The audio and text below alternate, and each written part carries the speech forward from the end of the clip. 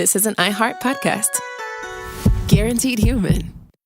The springtime thaw is finally here. Flowers are blooming. Days are longer. We're saying yes to more plans and finally getting outside, running, walking, just moving again. It's the perfect time to upgrade your everyday go-tos with Bombas. Take Bombas sport socks. They're super comfortable and designed with sport-specific tech for running, cycling, yoga, hiking, you name it. I use them to run in, and I can tell you they work beautifully. So head over to bombas.com and use code SYSK for 20% off your first purchase. That's BOMBAS.com, code SYSK at checkout.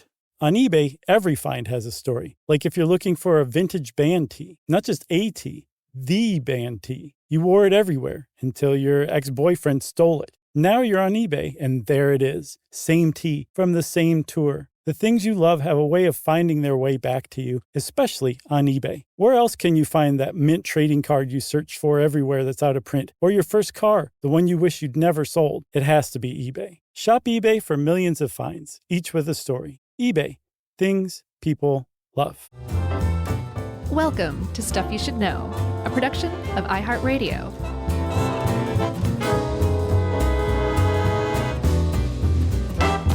Hey, and welcome to the podcast. I'm Josh, and there's Chuck, and Jerry's here too. And I guess it's a new year because I just had the spirit of John Strickland pass through me when I welcomed everybody. Did you hear that enthusiastic hey?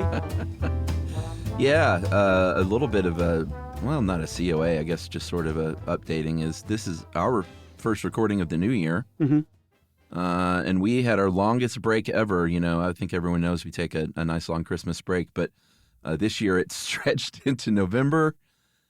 And so we've been gone for a long time. Yeah. And I'm like, do I even know how to do this anymore? Yeah, same here. I keep making this sound whenever I move. Oh, no, don't do that. I can't help it. It's just, I'm that rusty.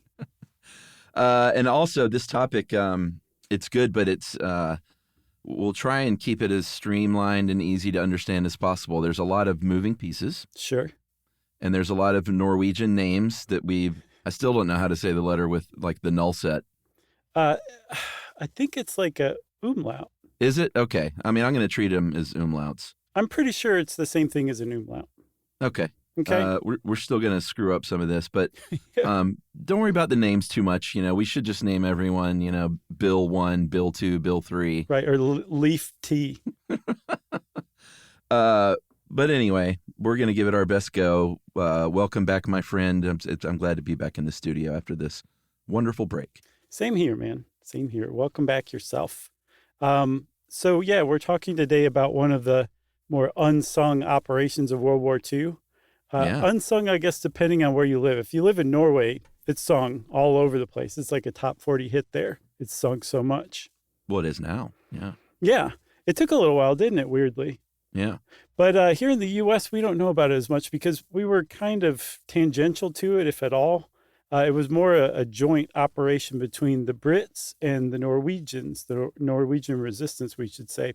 And the whole thing is called Operation Gunnerside. And I have to say, I want to give a big thanks to one of our listeners, Matthew Mimalt Bouchard, who suggested this one, I think back in November. Oh, wow. And it went right to the top of the list. So here we are talking about it now in January. Yeah, I'm sure you got that email and you're like, unsung saboteur story, defeating the Nazis? Be Right. still my heart. Yeah. So the whole thing kind of starts off, I think back in like 1939, when some German physicists figured out that you could split the atom through fission and release a bunch of energy. And very, very quickly after that, the physicists around the world were like, this is really great. We can come up with a whole new source of energy for it. This could also be an extremely dangerous weapon. And right after that, World War II started, and the Allies started working on the bomb, and they assumed that the Nazis were also working on a bomb. So that's kind of like the mentality that was going on when this story really starts. Yeah, I mean, it was sort of a race to see who could get there first. And I mean, I learned a lot researching this. I didn't know a lot about a lot of this stuff, even though we've done episodes about nuclear fission and the like. But there's more than one way to skin a cat, as it turns out. If you want to try and make a reaction big enough to cause a big boom. And one of the routes that was taken by well, not the Americans, I guess the Germans were trying to take this route, was to use something called heavy water, aka, how would you say that? Deuterium oxide? Mm-hmm. Okay. D2O, which is like H2O. It's like regular water, this heavy water is, except instead of a normal hydrogen atom there as an H2O, that is now replaced by a hydrogen isotope, deuterium, which makes it literally heavier. Yeah, and the reason why is because deuterium has a neutron where hydrogen doesn't. That's the only difference. I mean, It's still, you could cook with it, you could bathe in it, you probably wouldn't really notice any difference because it's 2 atomic units heavier. So it's not like you would like be crushed down to the shower floor if you had it running through your house or anything. Or water balloon fight. That kid's using heavy water. Exactly. Giving kids black eyes with that thing. Yeah. But the reason that it was useful or is useful still in nuclear reactions is because of that neutron that it has, right? So when you carry out a nuclear reaction that produces an explosion, you have an uncontrolled nuclear reaction. That's the one where it just goes kaboom and a huge amount of energy is released at once. Yeah, that's the whole point. Yes, for the bomb part. But to make the stuff that actually blows up, usually plutonium, you have to carry out controlled nuclear reactions. And to make it controlled, to kind of bring some order to the chaos and slow things down just enough that it will never explode, yet it will still produce energy that you can use to create plutonium. If you bash uranium with a bunch of neutrons, you add a moderator, and heavy water is a moderator because all those fast neutrons bouncing around will knock into the heavy water and it will transfer energy to the heavy water's neutrons, but it slows the process down. That's and right. in the same way, you couldn't use regular water because regular water would be like, oh, thanks for the free neutron, chump, and turn into heavy water, I guess. So regular water wouldn't work. Heavy water would work. The problem is heavy water is really, really rare. Yeah, it's super rare, and it takes a long time to get just a little bit of it. I think it's like if you're just looking at a regular water source, there's one deuterium oxide molecule for about every 20 million regular ones. Mm-hmm. So it's not needle in a haystack territory, molecularly speaking, but it's not far off. The Germans went the route of heavy water as their moderator. The Americans looked around for a moderator, and they said, what about Josh Clark? He's a pretty level-headed guy. I just show up with my note cards and a blazer. Yeah. By the way, our first sidetrack of the year, I reminded Ruby last night that we had a TV show for the probably 15th time in her life, and she was like, you did? And we tried again and actually watched an entire episode. Which one? We watched the one with John Hodgman and also starring my neighbor, Catherine, which was the final episode, how we wrote it, but not the final episode and how it aired. Right. We won't get into that. But I have to say, dude, you were like pretty good in a lot of that as an actor, and I was not. I disagree. You're always so hard on yourself. You were great, man. You were at least as good as I was, and that's to say you were middling. I think you're. It's very nice of you to say, but like I think I had a real like outside point of view last night. I was like, Josh was pretty good in a lot of this, and Emily said he really was. Wow. And I said I never felt that comfortable and like I was doing a good job. Like every once in a while I was okay, but I think you had real possibilities as an actor. Well, thank you. I appreciate that. It was probably from my year spent as an emo drama kid. It was pretty good. Thanks. And Ruby made it through the episode, and I was like, hey, that's our neighbor, and that's John. John. So that, I think, helped hold our interest a little bit more. Yeah, that was like the space one, right? Yeah. That was a good one. It was pretty good. So long way of saying you were not available as moderator because you weren't born yet. So the U.S. ended up pursuing graphite as a moderator. Either one can be used. We went graphite. The Germans, I guess we'll get to the reason they went with hard water toward the end, right? Yes. And tag that in the end? Yeah, I think so. All right. So anyway, hard water is what they're after. And as it turns out, there was a chemist in Norway named Leif Tronstad. Leif T. Leaf tea. Yeah, exactly. Who understood how to find these molecules in the best way possible because he was doing it for a different reason there, right? Yeah. So Tronstad was one of these early people who was like, hey, this is weird and different and new, and we can figure out how to get at least very small amounts of it. And there's got to be some cool uses for this, like scientific, non-weapony uses. And Yeah. one of the ones that he thought of very early on was use it as a tracer, which I guess you give somebody a glass of heavy water and then, look at their kidneys and see if there's heavy water coming out of them and be like, well, there's your leak. Right. That's what I think. Yeah, exactly. So that's why he was pursuing it. And he was doing that for a company called Vemork Norsk, not Norst, or Norsk with a K, hydro plant. And that was in the county of course, Telemark. Right. In the country of? I guess Norway, right? Sure. Yeah. You got a word like Norsk in front of you, you're talking Norway. Yeah. So he's at work producing a few milliliters of that, like every day or so? Yeah. From like liters and liters and gallons of water, they would just get the tiniest amounts because I still don't quite understand how they were doing it, but essentially they were separating out this 1 in 20 million molecule of heavy water from regular mountain water. That Norse black magic. Yeah. And so like the whole plant was originally a hydroelectric power plant, and then they converted to using electrolysis to, I think, create ammonia, which is very handy in fertilizers and explosives. And then it was Tronstad who was like, we need to set up basically a separate heavy water operation. So by the time World War II broke out, the plant at Vermork, I'm pretty sure I said that right, Vermork and Vermindi. Sorry. Mork and Mindy? Vermork and Vermindi. I got it. Okay. It just took a second. I was like, well, I'm going to laugh at it. No, I was making sure I didn't screw something else up. Sorry. Okay. That's a quality joke. Thank you. By that time, that plant was the world leader in heavy water production. That's right. All right. So park that to the side. They're producing heavy water at a rate no one had ever seen, like a cupful a day. And World War II begins in 1939. And like I said, the Germans were like, hey, we should try and get on this heavy water train. And they didn't, that's not why they invaded Norway. They invaded Norway because they were Nazis. Sure.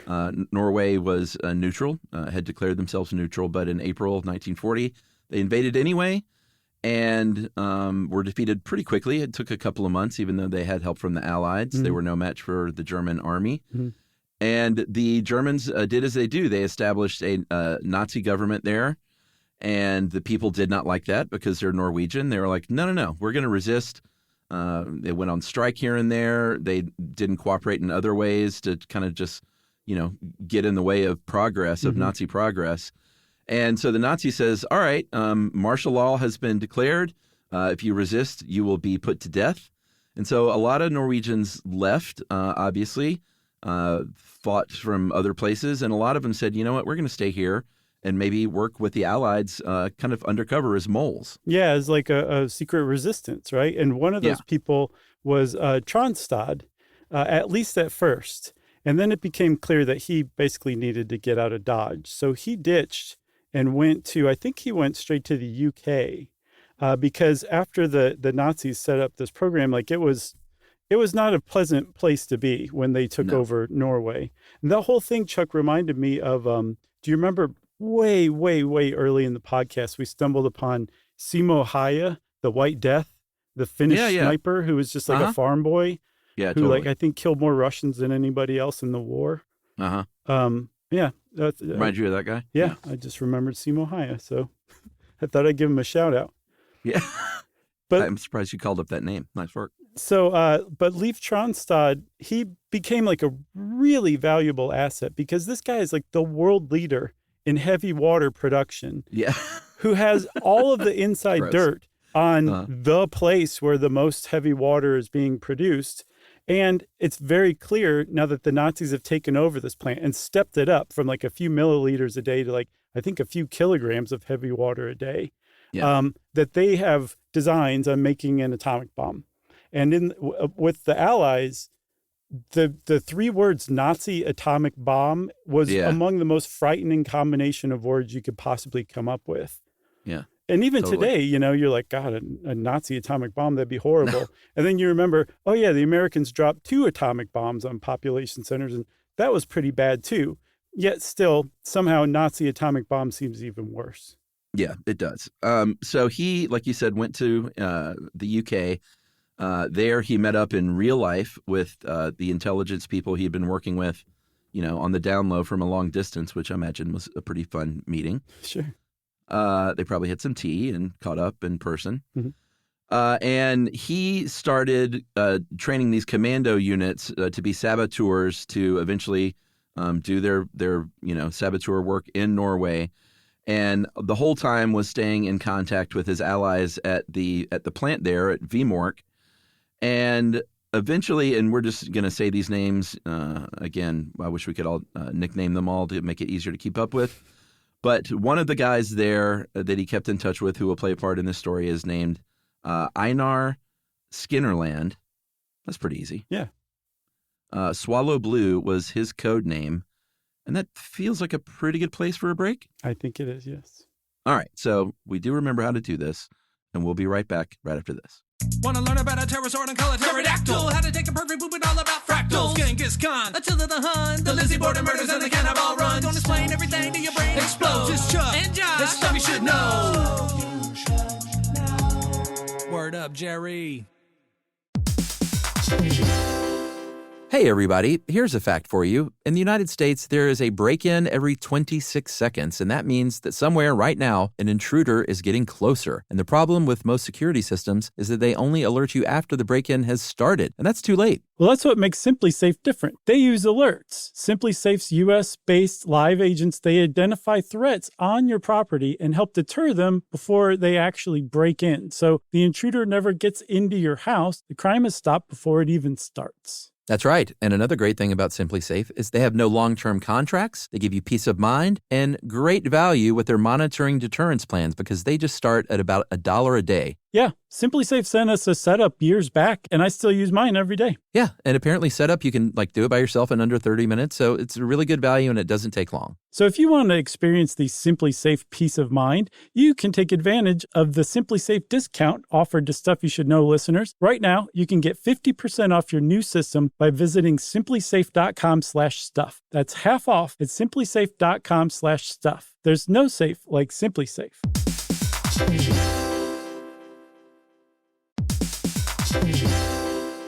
Work can be a little weird. One minute you're in a meeting that could have been an email. The next you're trying to decode corporate jargon that somehow means nothing. And don't even get us started on the quick sync that turns into a 45-minute deep dive. Yeah, well, the truth is figuring out your career isn't always straightforward. Whether you're trying to grow, pivot, or just stay relevant, it can feel like you're navigating it all on your own. Well, that's where LinkedIn comes in. That's right. LinkedIn can help you grow your career, helping you confidently navigate your path with insights, ideas, and inspiration from your professional community. You can stay up to date with the latest trends in your field, connect with people who get it, and discover opportunities tailored to your goals, your experience, and what actually matters to you. Whether you're looking for something new or just trying to grow where you are, LinkedIn gives you the tools and connections to move forward with confidence. Because LinkedIn is the network that works for you. Visit linkedin.com/knowstuff to learn more.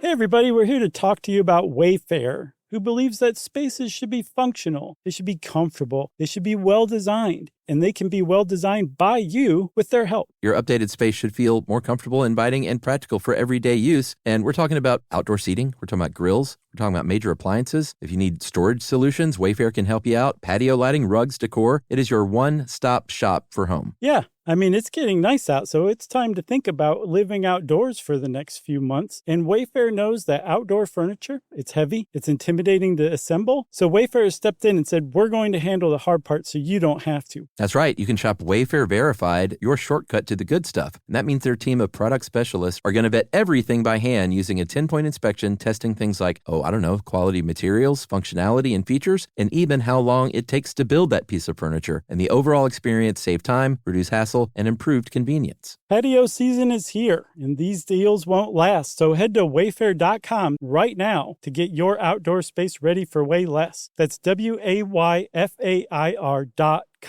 Wayfair, every style, every home.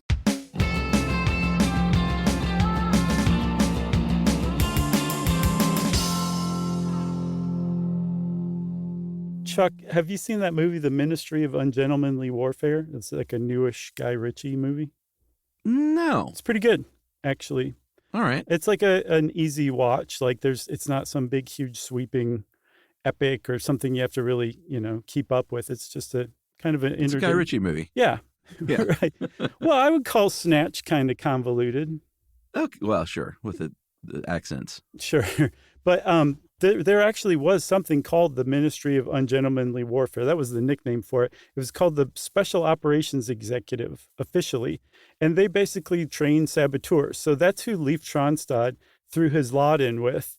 And one of the first things they did for the Norwegians was send them to Scotland and have them train in like extreme weather as much as they could.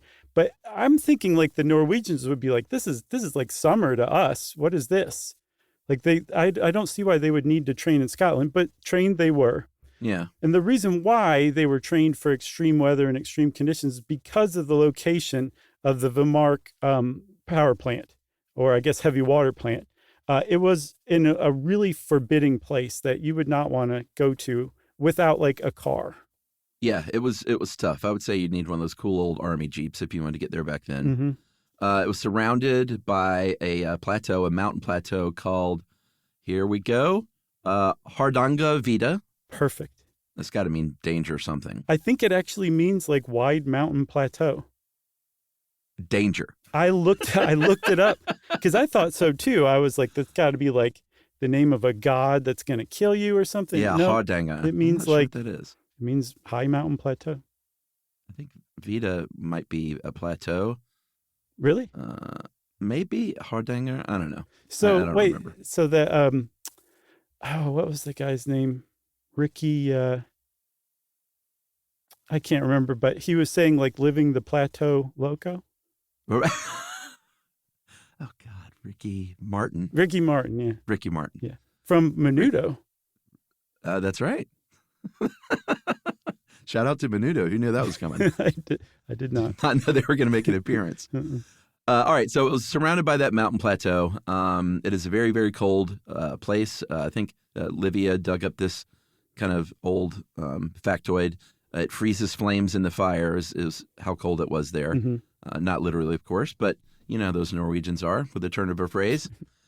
So Americans came in and they said, why don't we just drop a bunch of bombs on this plant? What's your problem with these saboteurs? And they said, no.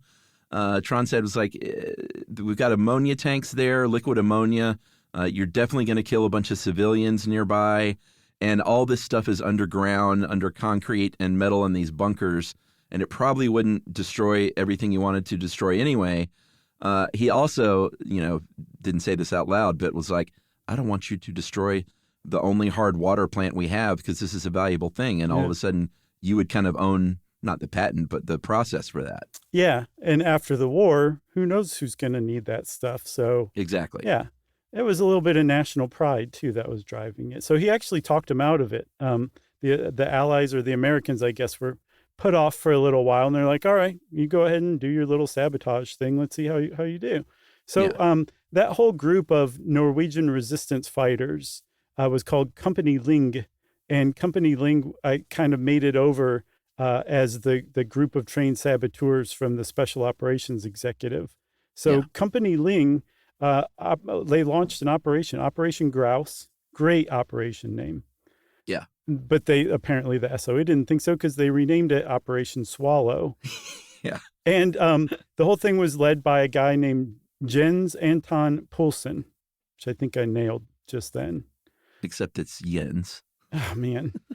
I semi-nailed it. No, you had it except for that, but that's okay. Okay.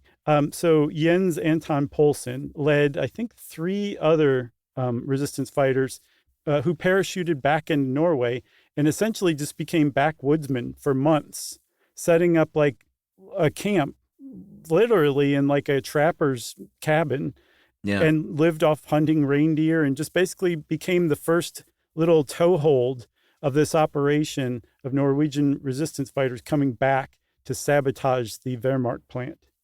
Yes, exactly. So they're there. They set up their camp. They're eating reindeer. It's very sad for reindeer. Sad but delicious. You've never had reindeer, have you? Yeah, a couple times. Really? No. Oh, I was about to say, where the heck do you even get reindeer? I don't know. I'm You sure got a guy? somebody sells reindeer meat in like somewhere weird, like sure. Missouri or something. Yeah. I'm sure there's people in Maine right now that are like, you've never had reindeer? We always have some across the pond here. Right, exactly. So about a month after that, they launched another Operation Freshman, because they were like, these guys are going to need some real, some muscle behind them. Yeah. So they sent in 2 air gliders with 39 British soldiers, and they were just kind of coming in, behind them as backup. It did not work out so well, though. One of the planes crashed into a mountain and killed everybody on board.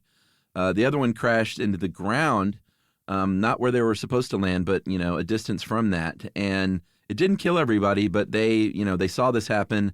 The Gestapo found the survivors and executed them basically on the spot. And also found a map that showed that they were headed for the hard water plant.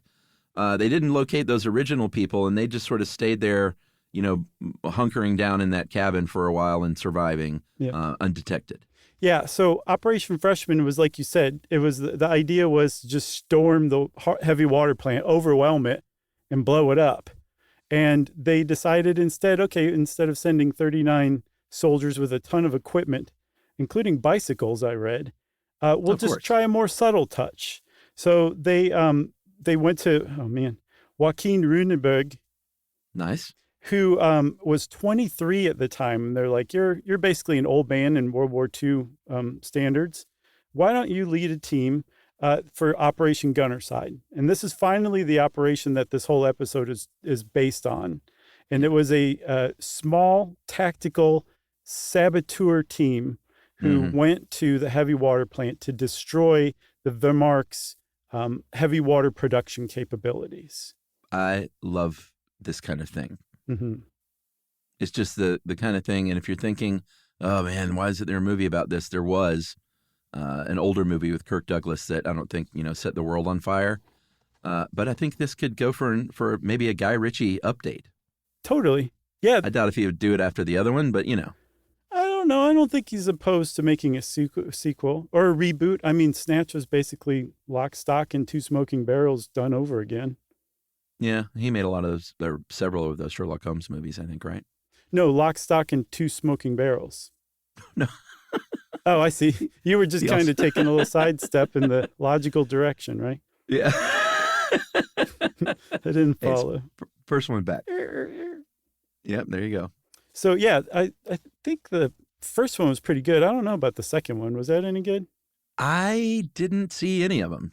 The first one was not bad. If you don't let yourself stop and think, like, who would have the audacity to make Sherlock Holmes like a rough and tumble action hero and just kind of give yourself over to it, it's pretty good.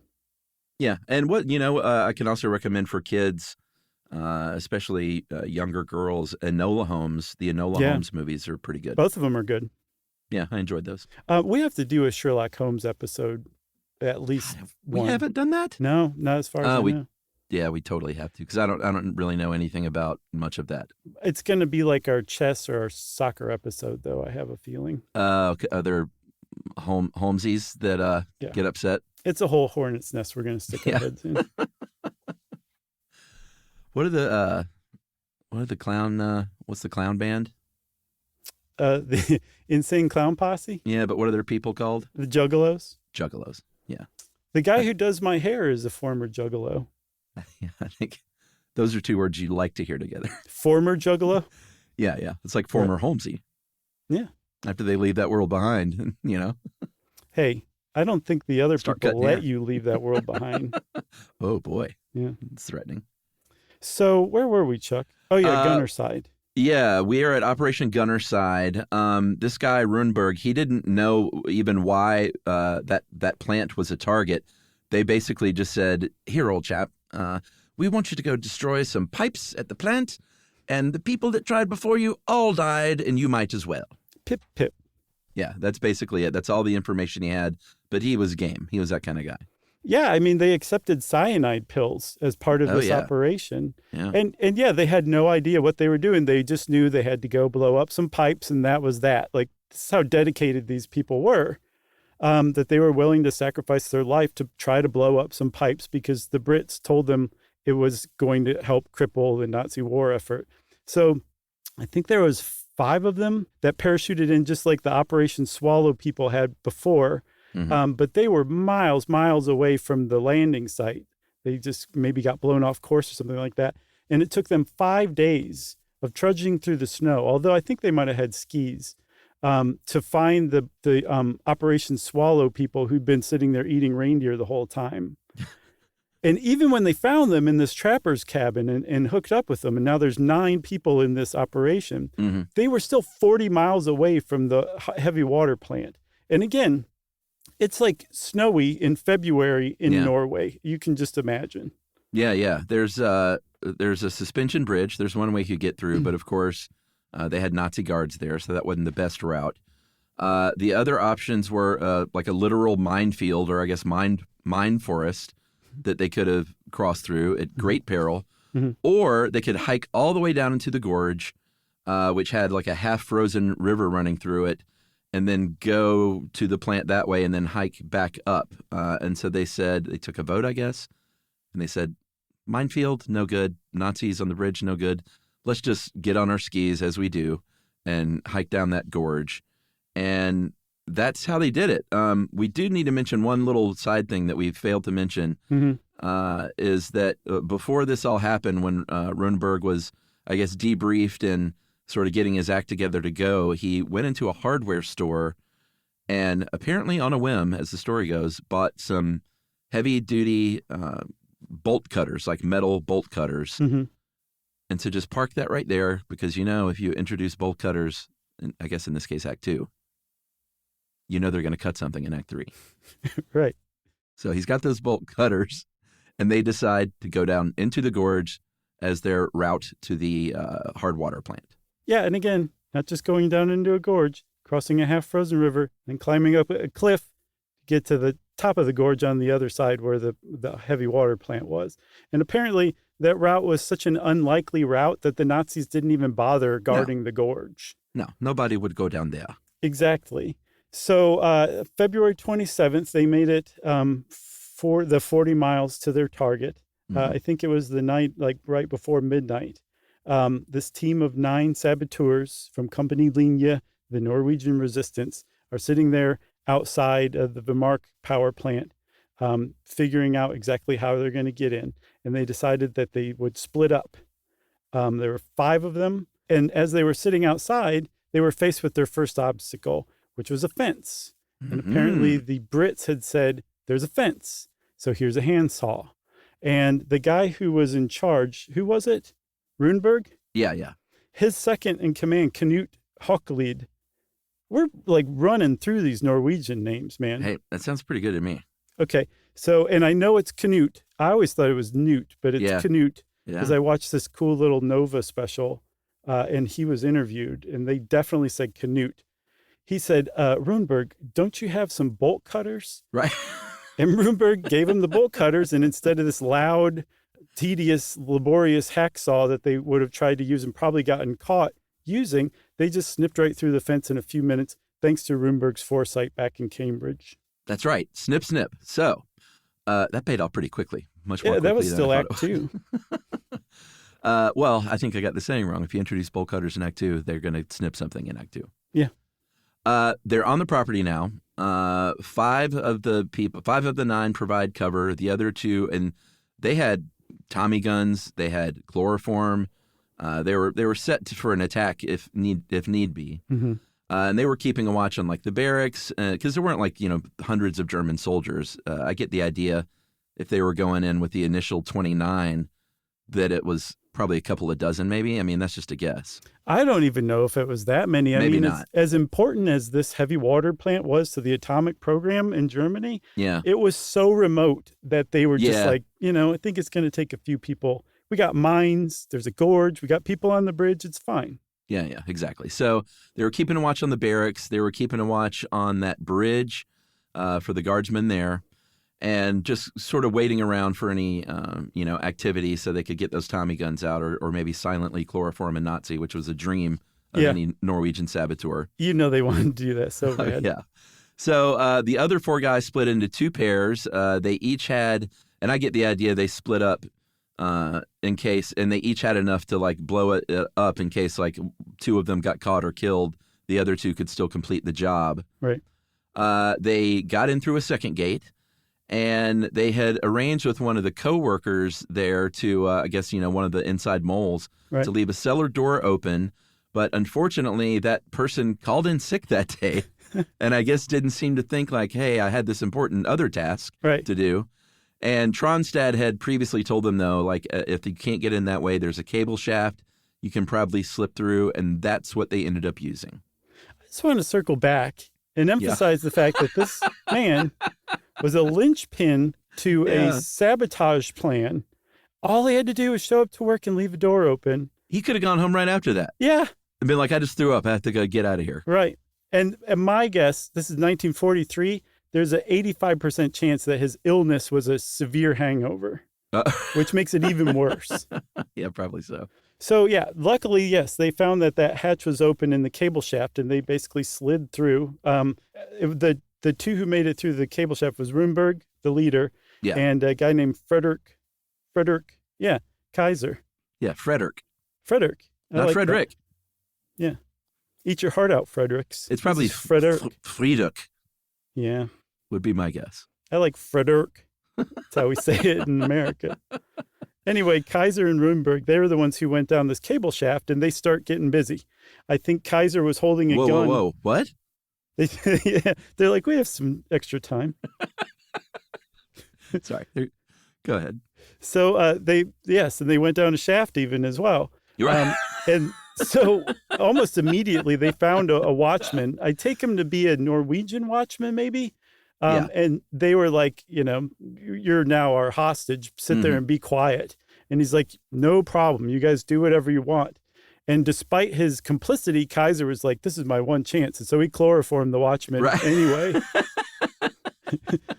And so as he's doing this, Runeberg went and planted the explosives on the pipes just as he was told to do. And right about then, all of a sudden, out of nowhere, there's a explosion of glass as a window shatters.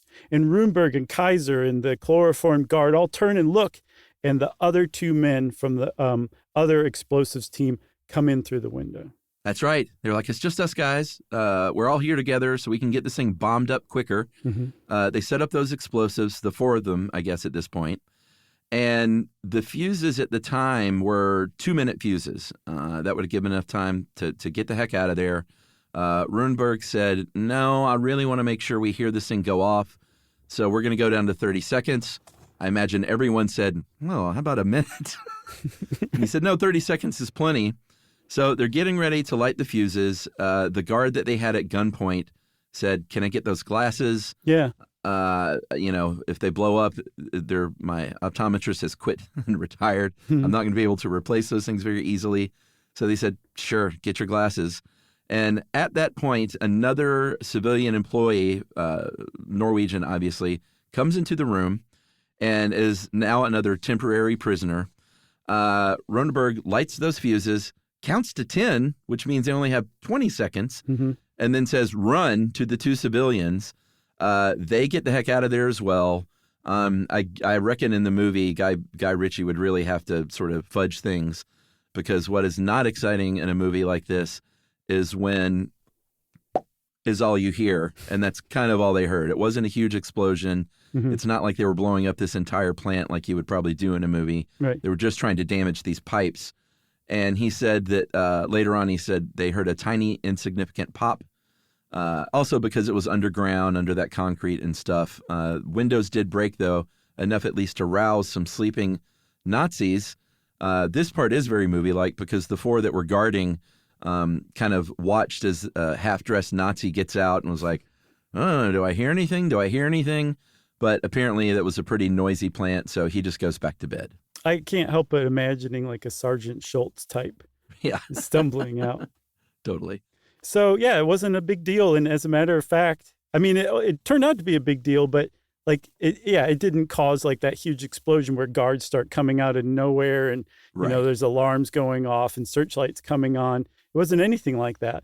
And in fact, all 9 people who were the saboteurs in this operation got away. They escaped scot-free. And in retrospect, not a single bullet was fired and not a single person died in this highly successful, amazingly daring sabotage operation. That's right. But that is not the end of the story. So maybe we should take our second break. Yes.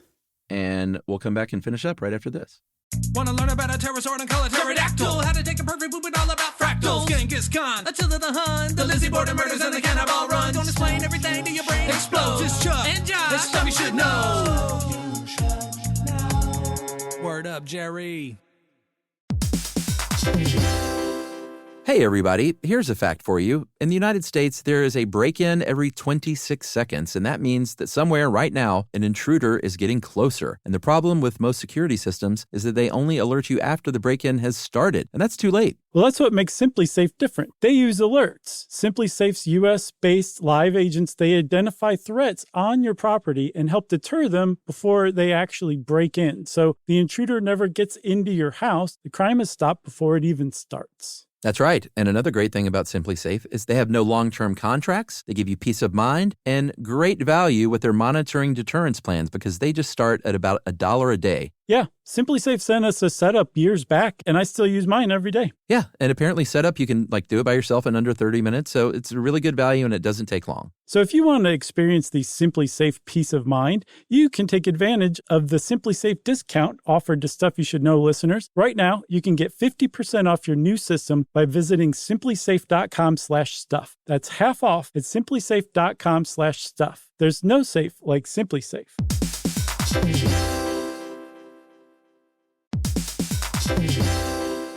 Work can be a little weird. One minute you're in a meeting that could have been an email. The next you're trying to decode corporate jargon that somehow means nothing. And don't even get us started on the quick sync that turns into a 45-minute deep dive. Yeah, well, the truth is figuring out your career isn't always straightforward. Whether you're trying to grow, pivot, or just stay relevant, it can feel like you're navigating it all on your own. Well, that's where LinkedIn comes in. That's right. LinkedIn can help you grow your career, helping you confidently navigate your path with insights, ideas, and inspiration from your professional community. You can stay up to date with the latest trends in your field, connect with people who get it, and discover opportunities tailored to your goals, your experience, and what actually matters to you. Whether you're looking for something new or just trying to grow where you are, LinkedIn gives you the tools and connections to move forward with confidence. Because LinkedIn is the network that works for you. Visit linkedin.com/knowstuff to learn more.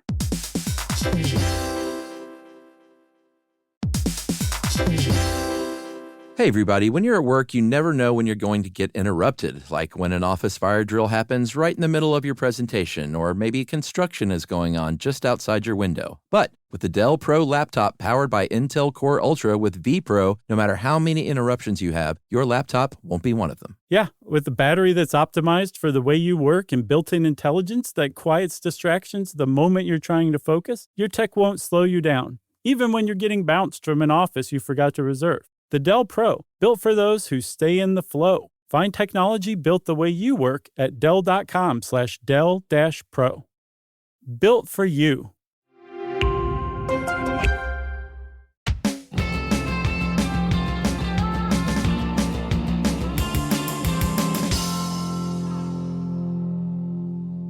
All right, so as you said, the saboteurs got away. I think one of them, Poulsen, took off to Scotland by sea. Runberg and the rest of the gang stayed on their skis, as the Norwegians do. They skied about 200 miles, which is like nothing for them.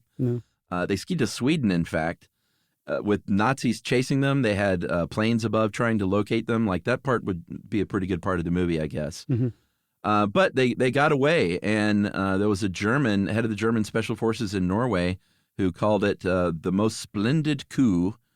However, it only took a few months before the Nazis were able to restart production at the plant. I think this happened in February. So in May of that same year, they had ramped back up to full capacity, which seems like a big disappointment.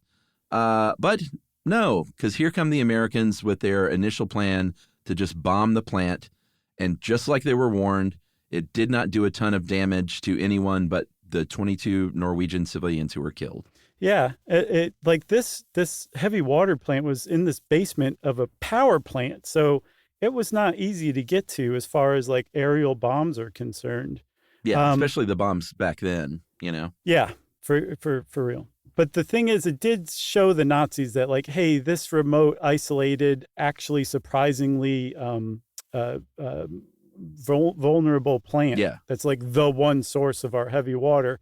We should probably stop creating heavy water there and move the operations to Germany. Yeah.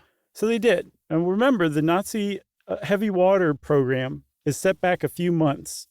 And this is at a time where the Allies are racing in the Manhattan Project to create the atomic bomb, assuming the Nazis are in the same race as them. The Allies understand that, like, we can do this in like 2-3 years. So to set back a Nazi atomic program 3 months is an enormous setback in a 2 or 3 year race to become the first to come up with an atomic bomb. So from that standpoint, even at the time, they were like, that was a very successful operation, even though, like you said, the Nazis got back up to full capacity in just a couple of months. But as we said, they were moving everything to Germany. And I guess the Company Linge crew, the Norwegian freedom fighters, they were keeping an eye on all the movements of the heavy water from, I guess, their moles inside the heavy water plant. And they knew that the Nazis were going to move the heavy water and when they were going to do it and how they were going to do it. That's right. So they come up with another plan to further thwart their efforts. And they determined the best way to do this was to sabotage the ferry that's going to be ferrying everything over to Germany. So they knew it would cost some civilian lives, but they figured that was their best chance to get it before it even had a chance to get, set up again. And old Canute is back on the scene. He was the second in command there at Gunnerside, if you remember. And he was leading the team this time. He had been promoted, I guess. And in February 1944, they set off explosions on the bow of that ship. It was a ferry called the Hydro. And 14 Norwegians, sadly, were killed, along with 4 Germans. And this, again, was a big success. They, for a long time, they weren't even positive that there was heavy, or they couldn't prove at least that there was heavy water on board. Right. And there was a German heavy water expert after the war that said, no, those were dummies, dummy. And I guess to try and undermine the idea that it was a success. But PBS Nova to the rescue in 2003, they organized a salvage of one of those barrels from that sunken ferry, and they proved that it contained heavy water. So it was a great success after all. That was the Nova mini documentary I watched. It was really good. Yeah. But one of the things that they cover in that, the reason why the Allies were like, maybe those were dummies, is that there were reports of survivors of that ferry sinking that barrels had been floating. Like some people were trying to like climb onto the barrels to survive. They're like, heavy water's not supposed to float in regular water. And so they were like, it's possible that this was a decoy, because also intelligence showed that some heavy water did arrive in Germany. Well, it turns out, thanks to this Nova special, I'm about to spoil it, that those barrels that floated were the most pure form of heavy water that they had at Wehrmacht. The barrels weren't full, and so the air inside the barrels was making them float. Wow. Yes. So Look it at was heavy water that they sabotaged. They did put a dent in the amount of heavy water. I think there was a 15-ton shipment, and the Germans were only able to collect, I think, the 4 that were floating. So it was a big deal too. But again, 18 people lost their lives for it, 14 of them innocent Norwegians. Yeah.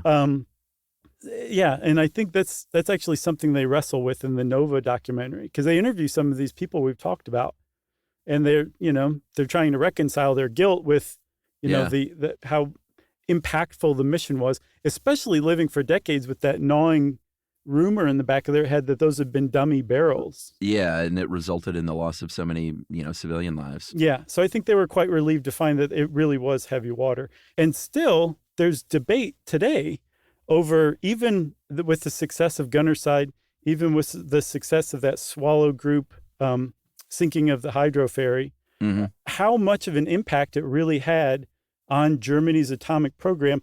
And in fact, how much of a program Germany had during World War II to build an atomic bomb.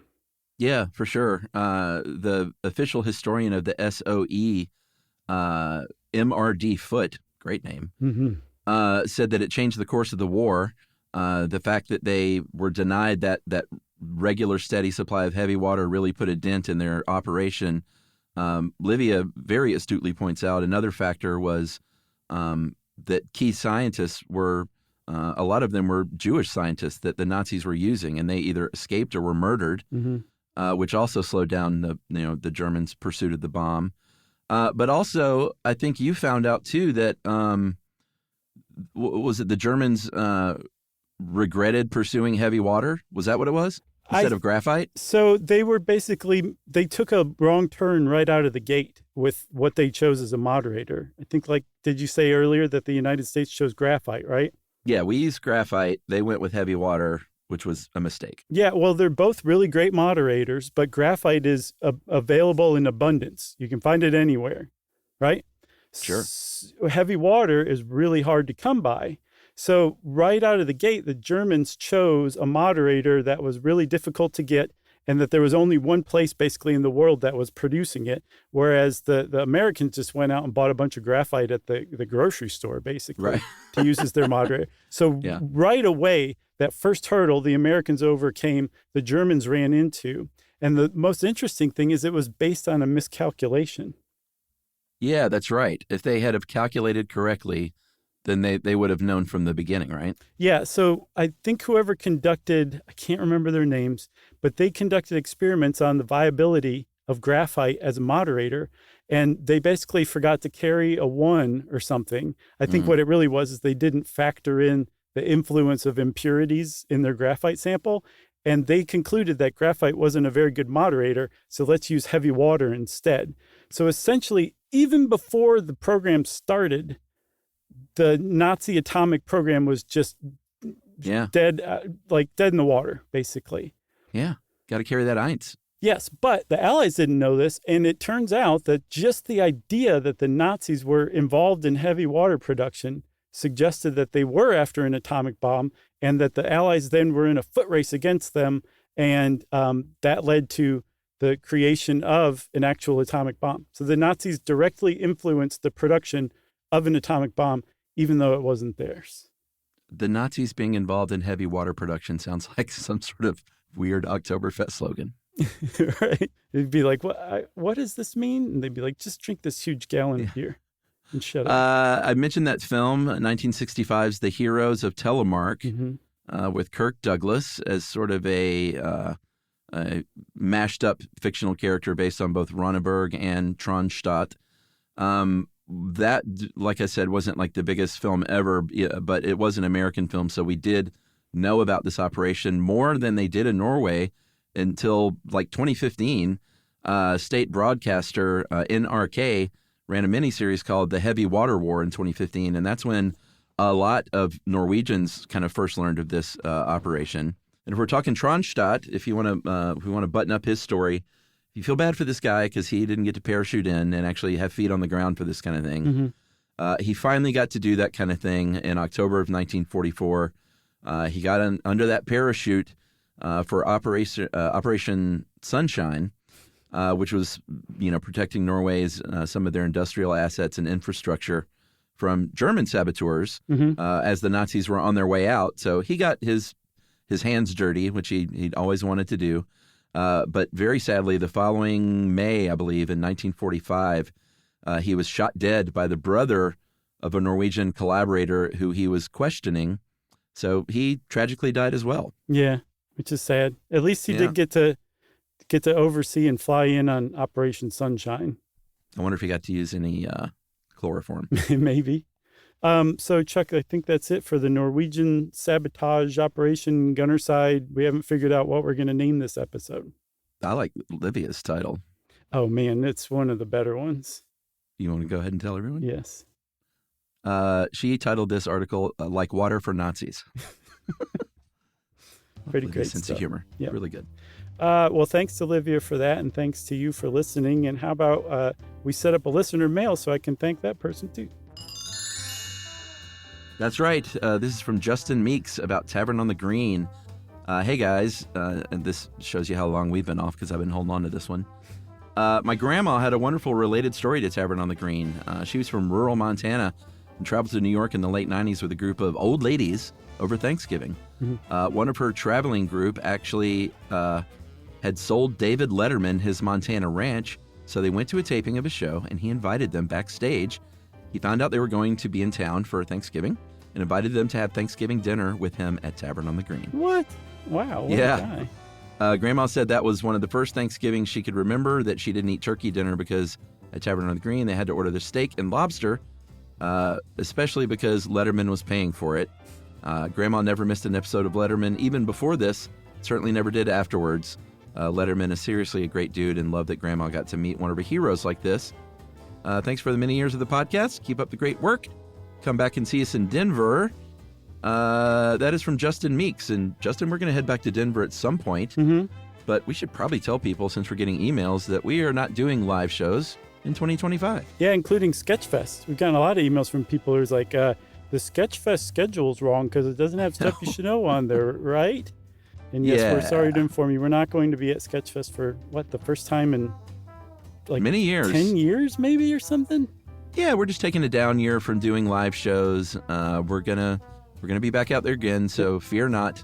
We're just taking a down year, and that's like 4 less trips that we're gonna take, and we're gonna be with our family, and that's a decision we made that we feel good about. Yeah, and ironically, I just reached diamond status for 2025. Oh, I've never been diamond. I couldn't believe it. I got the email and I forwarded it to Yumi. I was like, well, now I know it's going to be written on my headstone. Yeah, and I'll be buried next to you, and it'll just say, sadly peaked at platinum. What else, man? That's it. Okay, well, thank you very much to Justin Meeks. Whose grandma has a great story, and who I assume did not go on to become Letterman's stalker. Right. I don't think so. If you want to be like Justin and email us a pretty cool story about David Letterman or otherwise, you can send it off to stuffpodcast@iheartradio.com. Stuff You Should Know is a production of iHeartRadio. For more podcasts from iHeartRadio, visit the iHeartRadio app, Apple Podcasts, or wherever you listen to your favorite shows.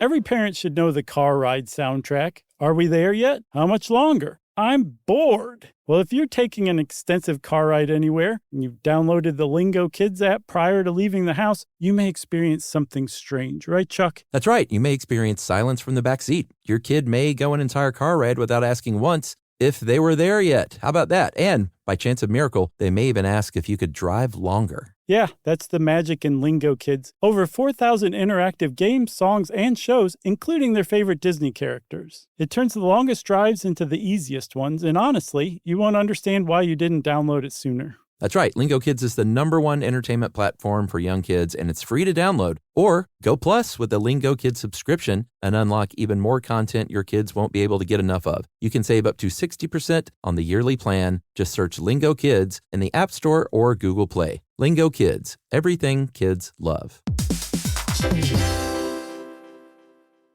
You know, you could be adored by everyone and still completely ignored by your cat. Trust me, I know. But if you feed your cat Sheba, you can go from being ignored to truly adored in 12 days guaranteed or your money back. Sheba has a full menu of products, appetizers, entrees, treats, even a kitten's menu. It's so cute, so Sheba has a product for even the pickiest eater. Like Sheba Puree, it's made with bone broth, their chef-inspired flavors, it's got a smooth and creamy texture that cats love, and contains no corn, wheat, soy, or artificial flavors. It's food that your cat's gonna love. To learn more, check out Sheba.com. That's SHEBA.com. If audiobooks are your thing and you've been meaning to listen to more of them, you should check out a podcast called Earsay, the Audible and iHeart Audio Club, hosted by Cal Penn. Each episode spotlights standout audiobooks on Audible across all kinds of genres: sci-fi, comedy, romance, thrillers, and more, with Cal talking to guests who help break down what makes each story worth listening to. It's a fun, easy way to discover your next great audiobook. Check out Earsay on the iHeartRadio app, Apple Podcasts, or wherever you get your podcasts. This is an iHeart podcast.